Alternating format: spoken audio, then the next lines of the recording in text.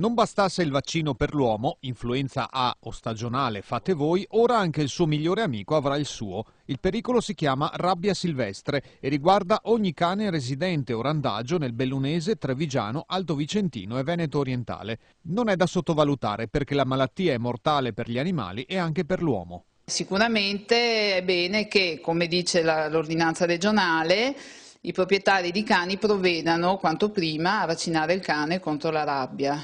Esiste un vaccino che ha una durata di 11 mesi, si fa un'unica dose che già nell'arco di 15 giorni comincia a essere attiva e quindi questo ci dà una buona sicurezza per fare in modo che cani che magari, non so, corrono felici sul montello o in campagna o cosa, se anche dovessero venire in contatto con una volpe ammalata non possano acquisire la malattia.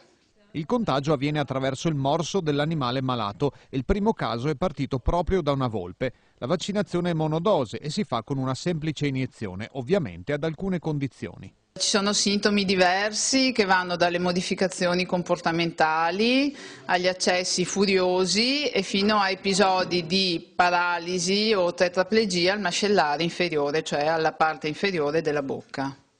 L'incubazione della rabbia varia dai 15 ai 60 giorni e presenta alcuni sintomi evidenti.